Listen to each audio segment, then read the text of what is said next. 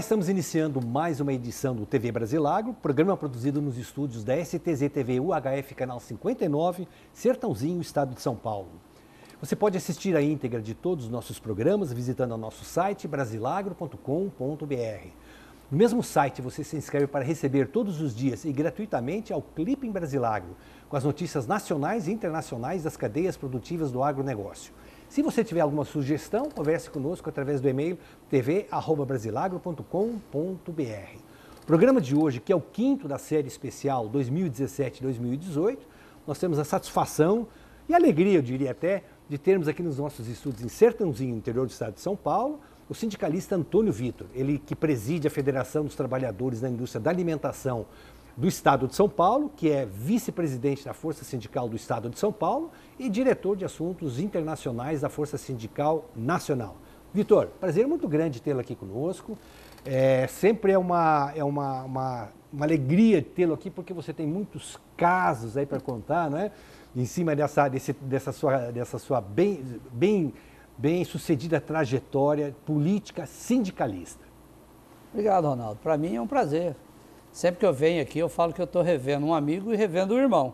Obrigado. Então, eu sempre venho com muito prazer, sempre que convocado, digo presente e vou dizer sempre. Estou sempre às ordens aqui para levar um pouco em que ponto se encontra aí a situação do setor sucroenergético na visão dos trabalhadores. Perfeito. Há de se destacar que o Antônio Vitor é o sindicalista que nasceu em Sertãozinho, começou as suas atividades sindicais em Sertãozinho, virou depois político, foi vereador em Carmo do Rio Claro, presidente da Câmara, prefeito da cidade, retornou para Sertãozinho e acabou chegando aí ao cargo de presidente da Federação dos Trabalhadores da Indústria do Estado de São Paulo, da alimentação, que é um dos principais sindicatos do país. Porque você reúne aí, além de grandes empresas, grandes organizações, você pega, por exemplo, todo o setor de usinas de açúcar, também. Os seus trabalhadores estão alinhados e afinados no seu sindicato. São 350 mil trabalhadores só no estado de São Paulo, aproximadamente. Né? E são 57 sindicatos, na verdade 65, mas filiados à federação e atuando 57. Então, eu assumi a federação, né, cheguei à presidência da federação, substituindo o Araújo, né, que era o nosso presidente há muitos anos. E estou lá com essa missão agora aí de falar em nome de 350 mil trabalhadores do estado de São Paulo. E você foi eleito, porque você estava interinamente no cargo, na condição de vice-presidente, presidente em exercício, eleito com unanimidade dos votos dos presidentes dos sindicatos do estado de São Paulo. Por unanimidade. Eu costumo dizer, Ronaldo, uma coisa é você presidir um sindicato, você dirigir trabalhadores. Outra coisa é você dirigir dirigente. Né? Então você imagina o quê? Ali o mais bobo ali é presidente de um sindicato. Né? Então você lida com vaidades, você lida com o ego, né? Você lida com a autonomia que cada sindicato tem, mas a gente procura aglutinar. O papel da federação é coordenar os sindicatos filiados nas negociações coletivas, nas convenções coletivas realizadas. Então nós temos, só para você ter uma ideia, são 16 convenções coletivas durante o ano. Então eu tenho convenção coletiva todo mês. E tem mês que eu tenho 3, 4. Então, são 16 convenções coletivas que a gente tem que coordenar anualmente dentro da Federação da Alimentação do Estado de São Paulo. Ao você telespectador que não sabe, os mais antigos aqui de Sertãozinho vão se lembrar disso, principalmente os que estavam trabalhando na década de 90, começo da década de 90, na Zanini. Eu conheci o Antônio Vitor naquele momento, e o Vitor trouxe para Sertãozinho a primeira regional da Força Sindical Nacional. A regional da Força Sindical é interessante, que eu sempre falo isso para todo mundo. Ela nasceu primeiro do que a estadual. Ela se verticalizou, porque nós organizamos de baixo para cima. Então, quando tinha aquela comissão de fábrica, da Zanini e tal, e a gente precisava dar um corpo jurídico para aquilo, porque eles tinham participação política, mas não tinha jurídica. Então nós criamos a Regional da Força Sindical, quando o Medeiros, Luiz Antônio Medeiros, era presidente da Nacional, né, recém-criada Força Sindical Nacional, e a gente se organizou. Então nós somos a primeira regional da Força Sindical. E foi em Sertãozinho, não foi nem em Ribeirão Preto, não é? Eu tenho Sertãozinho como a minha terra natal, embora não seja de Sertãozinho, mas eu tenho título de cidadão honorário de Sertãozinho. Na época, quem me fez essa gentileza e a Câmara votou por unanimidade à época foi o Nério, né, o vereador Nério e o Candinho. Eles propuseram, a Câmara aprovou, então eu recebi o título de cidadão sertanezino. E isso me envaideceu muito, e me envaidece. Eu tenho o maior orgulho de dizer que sou sertãozinho, porque uma coisa é a cidade onde você vai nascer, você não escolhe. Mas a cidade que você quer viver, a cidade que você quer criar seus filhos, essa sim, então você. Minhas duas filhas nasceram em Sertãozinho, né? Quer dizer, elas foram nascer lá no Hospital das Clínicas em Ribeirão Preto, mas são registradas aqui, tudo aqui. Deixa eu lhe fazer mais dois reconhecimentos por dever de justiça. O ano de 91, até 91, não tinha uma semana que não havia uma greve que parava a Zanini, já enfrentando dificuldades muito sérias. No ano de 91, com força sindical, com a sua liderança, com os metalúrgicos, da comissão de fábrica da Zanini, nós conseguimos evitar, eu falo nós porque à época era contratado da Zanini para cuidar da parte de comunicação. E nós passamos o ano de 91 todo ano sem nenhuma greve, Isso deve-se a você.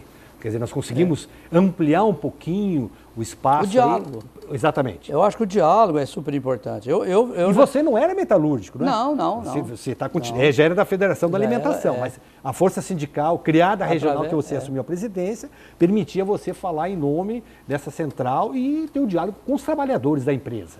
Eu falo para você, Ronaldo, e você lembra disso, eu vi greve na Zanini contra a vontade dos trabalhadores. Já vi greve ali, onde se votou para não ter a greve, e no discurso, o pessoal do sindicato lá dos metalúrgicos, na época, não esses agora, esse pessoal aí agora é muito de diálogo, muito de conversa, mas eu vi o pessoal falar, a empresa não merece esse resultado e vamos para a greve assim mesmo. Mas aí era na época que partido político tinha muita interferência sobre aquele sindicato. Sem dúvida. Mas muita, então... Uma outra grande colaboração que você trouxe ao setor sucroenergético, e isso tem que ser mantido, repetido, e é só uma pena que ficamos 10 anos vivendo uma crise agora, porque havia de um lado o capital, que não queria conversar com os trabalhadores, que por sua vez achava que estava conseguindo resolver o problema com o governo do PT e não conseguiu resolver coisa nenhuma. Não. O setor ficou aí, passou nesses 10 anos, exatamente por falta de se fazer o que foi feito em 99. Em 99, quando nós lançamos juntos aqui, o grito pelo emprego e pela produção, desse movimento que nasceu em Sertãozinho, o setor simplesmente dobrou de tamanho no Brasil. Saiu de 300 milhões de moagem de toneladas cana-ano para 600 milhões. 100 novas usinas, todas as outras usinas não tinha uma usina que não tivesse investido em modernização e aumento de capacidade. E foi um trabalho que você liderou de uma maneira brilhante. Eu estava do seu lado, junto conosco, Maurílio Biagi Filho, Toninho Toniello, Copercano, Manuel Ortolã pela Associação dos Fornecedores de Cana, exatamente. E a Nelly Toniello como prefeita, fazendo um trabalho fantástico. É verdade. Graças a você e a esse pequeno e seleto grupo, nós dobramos de tamanho. E é só uma pena, e eu tenho insistido, e talvez uma das minhas mágoas como jornalista, é não ter conseguido convencer esses pseudo-iluminados líderes da cadeia produtiva sucroenergética a repetir exatamente tudo que foi feito em 99. Tivesse repetido em algum momento nesses 10 anos de crise... A gente não tinha chegado nesse ponto. Exatamente. Bom, esse era o esquenta para a gente começar a falar.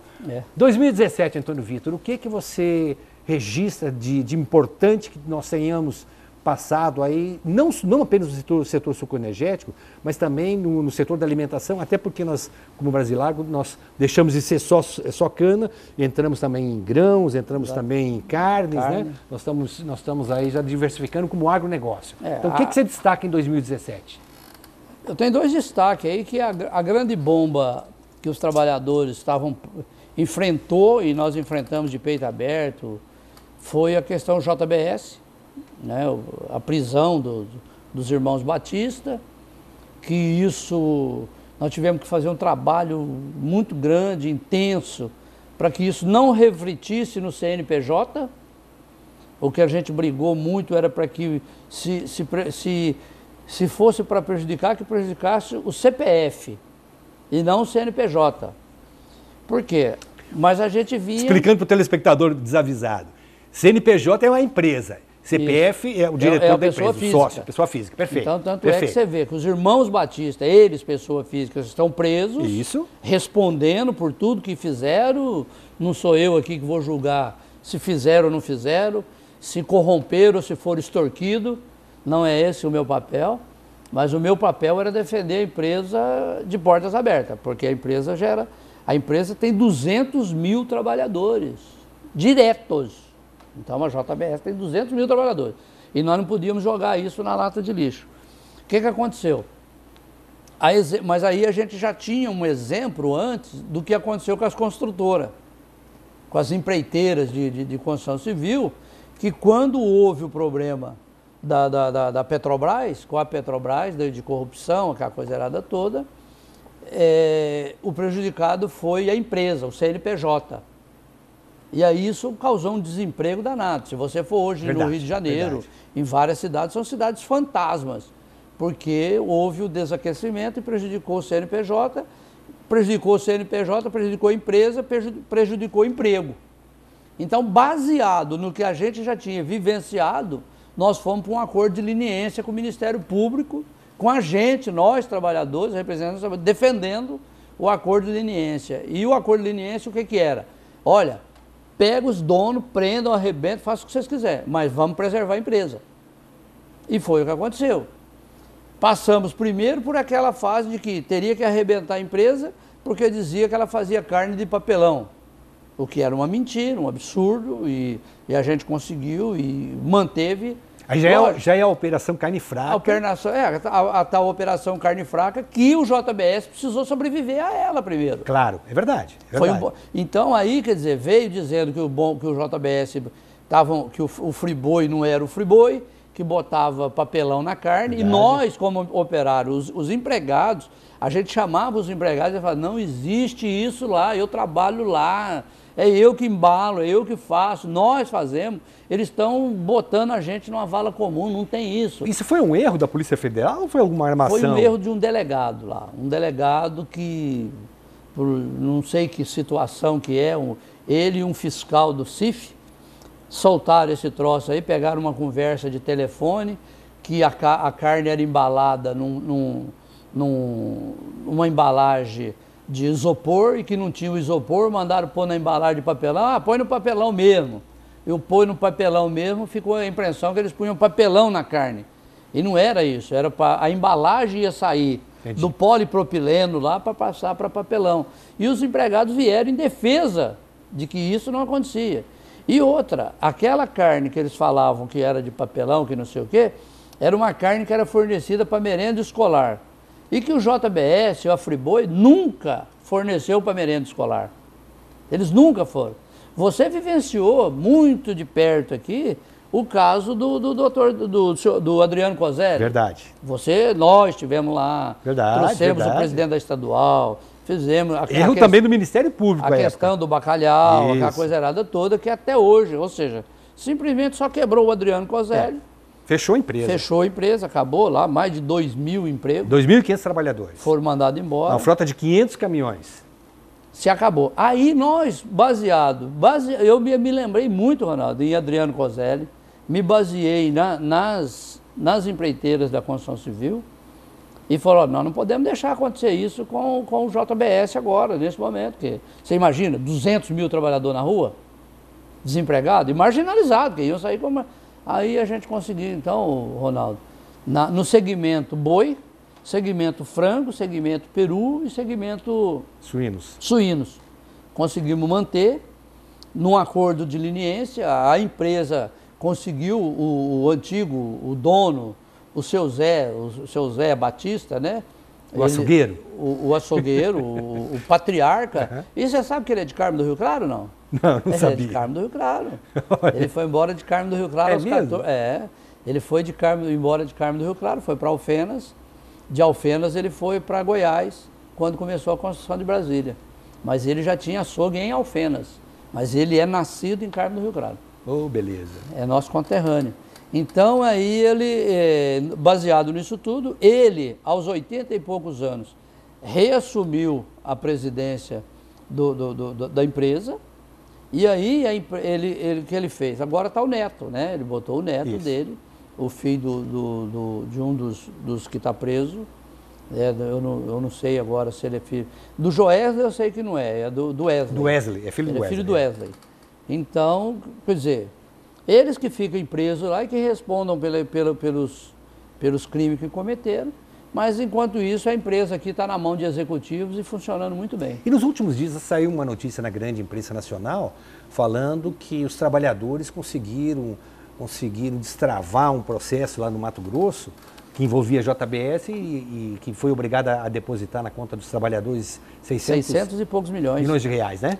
Ali o que aconteceu é o seguinte, cada um sai atirando para um lado, né? Certo. E aí eles tinham uma dívida lá com o fisco, uma coisa lá do Mato Grosso, e que houve um bloqueio desse valor. Mas esse dinheiro era um dinheiro que era o capital de giro da empresa. Ou seja, precisa comprar boi, precisa matar boi, precisa vender, precisa fazer folha de pagamento. E a Assembleia Legislativa lá, eles tinham conseguido uma liminar lá que bloqueava esse dinheiro. Mas aí estava em duplicidade, porque já havia um acordo de leniência com o Ministério Público Federal. Na Justiça Federal já tinha um acordo e que a empresa vinha cumprindo, que era de pagar lá 10 bilhões lá, anuais, 10 para os trabalhadores, 10 ficava na empresa e 10 ia para o fisco. E aí então invocou isso e já estava para sair, baseado no que aconteceu no Mato Grosso, São Paulo também já ia fazer. Mas aí a gente reuniu com os deputados estaduais de São Paulo, a bancada que estava tentando fazer isso, fizemos algumas reuniões com eles lá na Assembleia Legislativa, e aí eles entenderam que não era o momento, que o momento era de salvar a empresa. E salvar a empresa naquele momento era salvar os empregos. Empregos, claro. Salvar essa mão de obra que estava aí. Aqui no estado de São Paulo houveram demissões na JBS? Não, houve demissão, mas houve aquela demissão porque quando o JBS deu aquele boom, aquela coisa, a explosão, que nós somos o primeiro exportador mundial de carne, então o que aconteceu? O JBS saiu comprando tudo quanto é frigorífico pequeno ou arrendando. Então, conclusão, se ele pegava um frigorífico que era um ao lado do outro, então ele acabava que, olha, eu vou aproveitar aqui X, Y, gente e o outro, mas isso houve só um remanejamento dessa mão de obra, que é uma mão de obra específica e muito qualificada, sabe? A pessoa para lidar com aqueles com faca, para ser é uma pessoa muito qualificada. Então a pessoa tem que saber lidar com os cortes, até porque uma carne para ser exportada ela precisa ser muito bem preparada.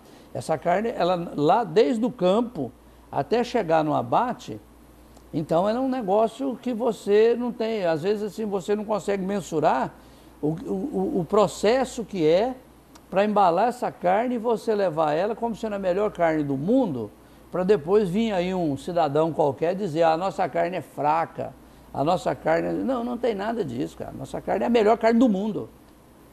E eu costumo dizer que a nossa carne é muito melhor que a carne da Argentina. Não tenho dúvida. Eu, como brasileiro, concordo. Não, a hora que eu já fui na Argentina várias vezes, e sempre uma discussão, porque eu sempre digo, a nossa é melhor que a de vocês. É verdade. Eu vou lhe contar uma historinha rapidinha. Você sabe que eu já morei na Argentina, né? Eu tive que, numa época da minha vida estudantil, no primeiro curso superior que eu tive que fazer, eu tive que passar 3 anos na Argentina. Convidados que fomos a sairmos do Brasil. Então conheço bem a Argentina. E houve um momento que, na minha carreira profissional, eu vim a ser diretor do Grupo Clarim aqui no Brasil. Ah, tá.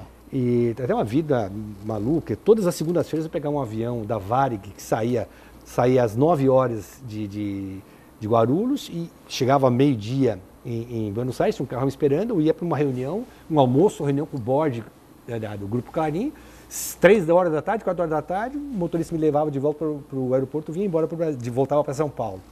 Mas houve um momento que o presidente do Grupo Clarim, ele insistia, às segundas-feiras, quando eu estava lá, eu estava praticamente toda segunda-feira lá, ele pegava o bife de chorizo dele e falava, um dia vocês brasileiros talvez tenham que ir, não precisar vir mais para Buenos Aires para comer uma carne tão saborosa como a nossa. Mas isso só vai acontecer quando um restaurante argentino montar uma filial no Brasil.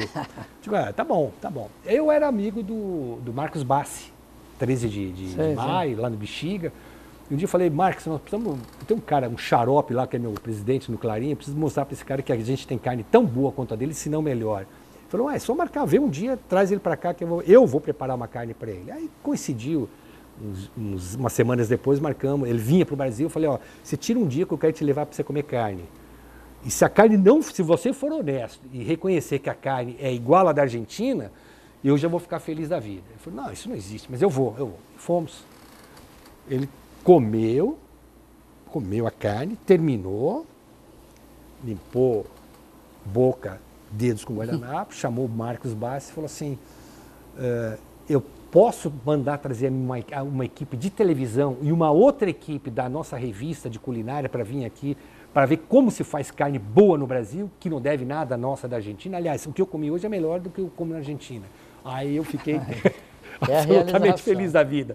Então, é só para reforçar o que você acabou de falar, né? Não, mas e aí, esse foi o grande fato, assim, o grande boom que tivemos que trabalhar demais. E o segundo é essa famigerada reforma trabalhista, que eu prefiro chamar de deforma. Deformaram a nossa lei trabalhista, deformou a nossa relação capital e trabalho. Enfim, então nós não tivemos uma reforma trabalhista, nós tivemos uma deforma. Então, Você, há poucos dias, eu recebi um comunicado da Única, você participou de um evento em Campinas. Foi. Cá entre nós, a gente já brigou juntos muitas vezes, e separados também, junto com a Única, né? Tentando fazer com que eles tivessem uma outra visão da relação capital-trabalho e também como empresários voltados para suas comunidades. É uma questão que a gente já vem brigando há muito tempo. E me chamou a atenção que o boletim destacava a importância de você ter estado lá e de você ter falado, inclusive, em nome dos trabalhadores. Pois é, eu tive a grata satisfação, eu fui convidado pela doutora Elimara, que é a advogada da Única, para ir lá fazer uma palestra para os profissionais de RH das usinas. Quase 100 usinas presentes, né? Tinha 130 usinas, 130 empresas, 136 empresas. Segundo eles, foi um recorde. Com certeza. Que eles nunca conseguiram reunir tanta empresa para ouvir, não ouvir o Vitor, mas ouvir o representante dos trabalhadores e o que significava a reforma trabalhista na visão dos trabalhadores. E aí nós mostramos para ele que Papai Noel foi muito complacente com eles, com os empresários, do que eles às vezes... Eles não escreveram aquilo na cartinha pedindo para Papai Noel. E o Papai Noel deu muito mais do que eles pediram.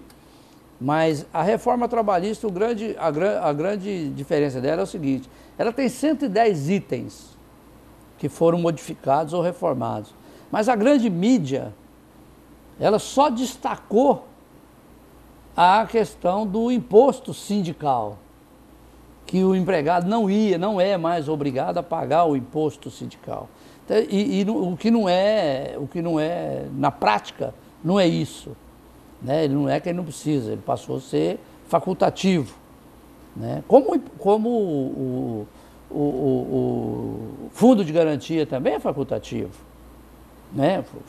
Agora, será que alguma empresa algum dia perguntou para o empregado, a senhora que vai contratar ele, você é optante do fundo ou não quer ser optante do fundo? Ou ao entrar ele é optante automático? Então, e aí eu fui lá com muito prazer, a convite da Única, a convite da doutora Elimara, e falei lá para 138 usinas de açúcar, unidades do setor sucroenergético. E eu fiz questão muito assim de enfatizar que o momento, como sempre no passado, nós fomos parceiros no tempo das vacas magras. Fomos parceiros no tempo que ele estava na vaca magra. E que agora quem está na vaca magra, quem está com o pires na mão, são as entidades sindicais. Porque eu falo que com o fim do imposto sindical, é o fim dos sindicatos. E não é do sindicato só de trabalhadores, é o sindicato patronal também. Não vai ter mais sindicato de produtor rural, sindicato de trabalhador rural, não vai ter. Por quê? Porque o imposto sindical é que mantinha essa estrutura de defesa dos trabalhadores. Porque eu falo o seguinte, se tem gente que critica e acha que está ruim, Ronaldo, eu digo para você, se está ruim com o sindicato, 10 vezes ou 1000 vezes pior sem o sindicato. É a mesma coisa que você pôr um Cruzeiro e Atlético jogando sem o mediador, sem o árbitro. E dizer, a hora que vocês acharem que é falta, vocês param. A hora que vocês acharem que foi escanteio, vocês param. A hora que vocês acharem que foi gol, tudo bem. Porque não vai ter isso, essa relação capital e trabalho, essa história de que não, cada um agora vai ter que negociar o seu salário. Pode ser até que o diretor, o alto diretor, aquele alto executivo, com um currículo da inveja, esse consiga tratar o seu assunto. Mas você vai falar para mim que aquele trabalhador humilde, o mais simplesinho lá, que poder de negociação que ele vai ter com a crise de desemprego que está aqui fora, que poder que ele tem, de que jeito que ele vai chegar para o patrão dele e falar, olha, eu vim aqui para tratar aqui o meu salário, como é que vai ser, de que hora que eu vou trabalhar, que hora que eu entro, que hora que eu saio. Fala, pô, que hora que você entra eu não sei, mas que hora que você sai eu sei que você sai agora. É isso que vai acontecer. Na ideia, o que eles vão fazer é fragilizar essa relação, porque uma coisa é eu, o sindicato, ir lá e brigar lá, falar, e pleitear o aumento, pleitear o reajuste, pleitear o convênio médico, exigir que o convênio médico cumpra isso ou cumpra aquilo. E outra coisa é ele individualmente fazer isso. Então eu costumo dizer, Ronaldo, que se você pegar um palito de fósforo, você quebra ele. Se você pegar 10, você já vai ter uma dificuldadezinha. Se você pegar 20, aí já não quebra mais. Então é essa unidade, essa união que eu tenho pregado. Então quando o pessoal vem e fala o desmonte da estrutura sindical, é uma forma de desmontar a estrutura do trabalhador. O único instrumento que ele tem de trabalho, um instrumento de luta e um instrumento de conquista. Então a gente não pode de maneira nenhuma permitir, os trabalhadores não podem permitir, porque se aquele um dia de serviço que ele passa para o sindicato, para os sindicatos, aquele um dia, 60% dele fica para o sindicato, 15 vai para as federações, 5 vai para as confederações, 10 vai para a central e 10 vai para o Ministério do Trabalho. Então, o Ministério do Trabalho, que esse seguro-desemprego que todo mundo recebe, isso aí é a gente mesmo que paga aquilo, com aquele um dia. Então, quer dizer, se ele doa um dia de salário dele, ainda sobrou 364 para ele manter uma estrutura de defesa dele. Tem sindicato que não defende? Tem. Tem sindicato que não funciona? Tem. Mas esse é que nós temos que banir. Esse nós temos que tirar do meio. Então, eu estou defendendo que, não tem problema, acaba com o imposto sindical, mas que crie um imposto negocial. O sindicato sentou na mesa, negociou, o sindicato tratou dos interesses da categoria, ele faz jus àquele dia de serviço. Se é sindicato só de carteira, de gaveta, sindicato cartorário, então eu costumo dizer, sindicato dos empregados de terceirizados. Isso é um absurdo, isso não pode existir. Sindicato de terceirização é uma forma de contratar, não é uma categoria profissional. Claro. Eu posso contratar por prazo determinado, por prazo indeterminado ou terceirizado. Isso é uma forma de contrato. Isso não é uma categoria profissional. Então a gente tem falado isso e graças a Deus parece que a minha voz está tendo eco, está ecoando.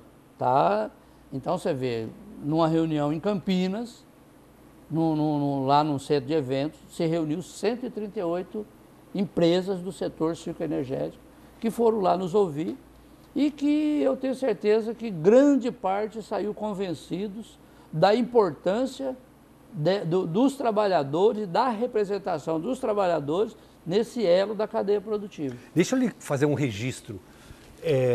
Nesta cadeira onde você está sentado, há alguns programas atrás, eu conversei com o doutor João dos Reis, que é advogado do CEIS-IBR. Ele estava na reunião.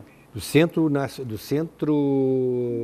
Nacional das Indústrias de Biocombustíveis e Energias Renováveis, de Sertãozinho. E o doutor João dos Reis falou nominalmente, que elogiava a atuação sua como sindicalista e da sua equipe no sindicato da alimentação aqui de Sertãozinho, como destacou também o Samuel, dizendo que esses são sindicalistas do bem, que realmente defendem os interesses do trabalhador e harmonizam a relação capital-trabalho. Ele fez esse registro. Então, eu acho importante que você saiba que essa postura sua, ela é muito bem vista e vista com respeito pelo lado patronal. Não, porque eu acho que o sindicato ele precisa ter endereço, ele precisa ter sede e ter diretoria. O trabalhador sai lá da empresa, ele fala, eu vou lá no meu sindicato, ele tem que saber aonde ele vai. Porque o que existe, o problema é quando eles falam assim, o que tem que mudar é essa forma da estrutura sindical, são 13 mil sindicatos. Se botar como negocial só o sindicato que tem capacidade de negociação e poder de negociação, de ir sentar, então ele tem representação.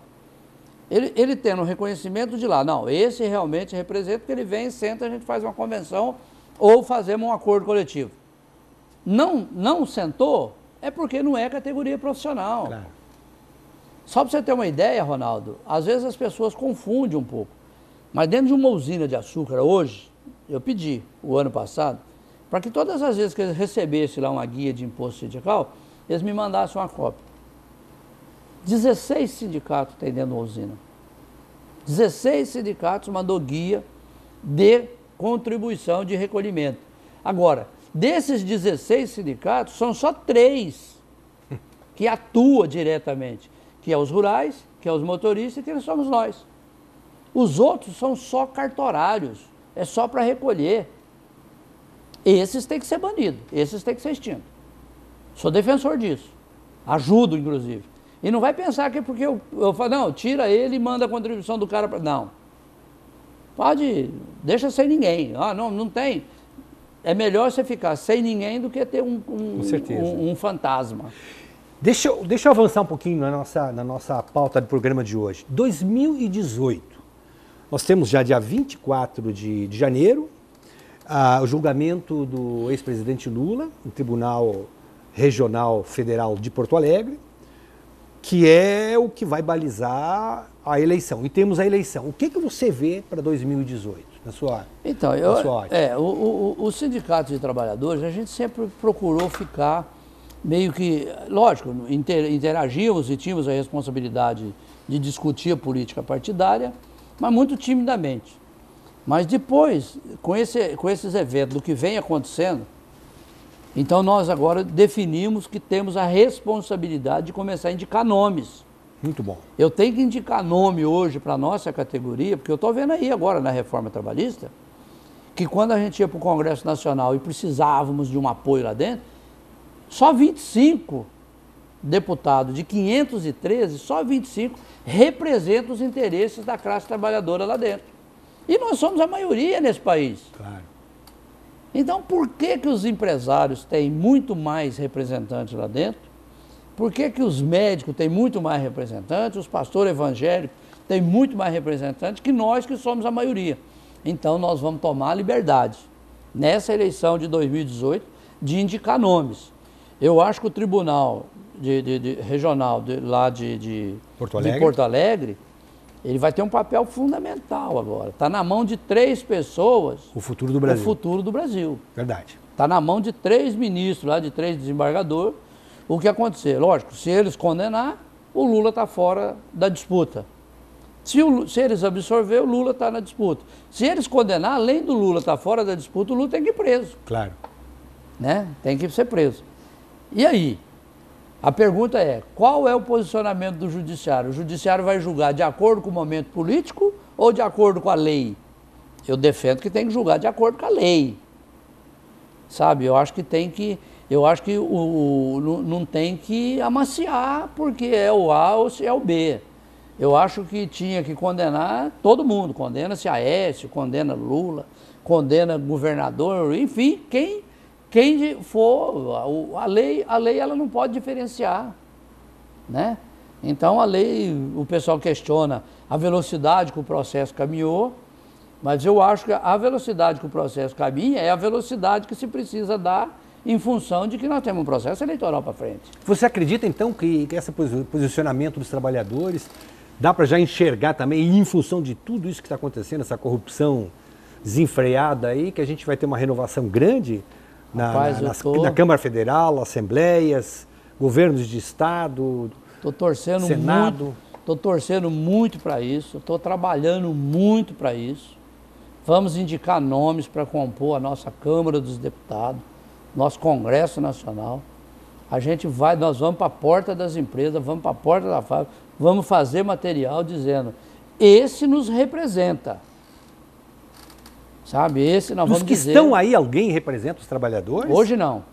Infelizmente, com raras exceções. Nós temos o Paulinho lá, Sim. que é um deputado diferenciado, que todas as pesquisas que saem, o Paulinho, ele aparece entre os 10 deputados mais influentes. Paulinho tem lutado muito contra essa reforma trabalhista, contra a reforma da Previdência agora, contra o sucateamento da reforma. Conseguiu agora, ontem, anteontem, que não se vote esse ano a Previdência, ficou para fevereiro, porque já pensando nisso mesmo, que nós acabamos de levar uma burdoada na reforma trabalhista e os caras querem vir dar outra na Previdência. Nós não podemos aceitar isso de maneira nenhuma. E vamos discutir isso com os trabalhadores, com os mais humildes, frente a frente. Dizer para eles que nós vamos indicar nome. Nós vamos indicar nomes para que nos represente os trabalhadores, os interesses dos trabalhadores lá na Câmara dos Deputados. Louvável iniciativa. Louvável iniciativa. Vamos para a rua. A gente sempre procurou, assim, sabe, olha, indica o nome aqui, mas agora a gente viu que passaram e estão querendo passar em cima da gente com um rolo compactador aí, sabe, mancetando, passando por cima, e a gente não pode aceitar isso. O que mais você enxerga para 2018? No setor de usinas, temos aí um RenovaBio, que já foi anunciado, passou rapidinho na Câmara, passou no Senado, agora depende da assinatura do presidente. Isso você acha que pode mudar alguma coisa? Eu acho que a gente vai ter que continuar convivendo com essas fusões. Você vê que agora, recente, há 15 dias atrás ou 20 dias atrás, fechou a usina Tamoio. Foi. Desativou a usina Tamoio. A usina Tamoio tem um histórico de que ficou lá uns 15 ou 20 anos parada, desativada. Aí o grupo Raizen, Cosan, agora estava lá, a usina estava, eles acampou e agora encerrou as atividades. Mas a Dois Córregos também parou agora. Mas essa está parando por quê? Porque elas estão muito próximas de outras unidades. É o que a gente tem medo aqui. As nossas usinas aqui, elas estão todas elas num raio aqui de 30, 40 quilômetros, uma da outra. Então, aí a gente pensando nessa logística da cana, né, do transporte, nós temos uma preocupação muito grande se isso não atinge aqui. Deixa eu lhe fazer uma revelação. Há 2 programas atrás, essa mesma série, o nosso entrevistado foi o empresário Toninho Toniello. E ele comentou que ele tem sido procurado muito por empresários da China. Os chineses estão interessados em comprar, está aí a COFCO, que já está trabalhando aqui no Brasil, né? Estão aqui em Catanduva. Em Catanduva, exatamente. Verbulino, vários. Exatamente. E diz que o objetivo dos chineses é comprar usina para produção de açúcar para mandar açúcar para a China. Isso assusta? Não, assusta, porque eles vêm com aquela mentalidade da mão de obra chinesa, que é aquela mão de obra, se não escrava, muito perto disso. Eu tive lá, eu fui ver, eu vim loco, passei quase 2 meses lá na China, visitando grandes empresas. Então, eles têm lá uma mão de obra hiper barata e tentam trazer essa cultura deles lá, vai querer trazer para cá. Isso acontece já, por exemplo, nas usinas do Grupo COFCO aqui no Brasil? Olha, o pessoal de Catanduva tem reclamado muito desses grupos chineses, sabe? E o grande mal nosso é que nós estamos perdendo as nossas empresas familiares. Sabe que é o caso aqui dos Toniello.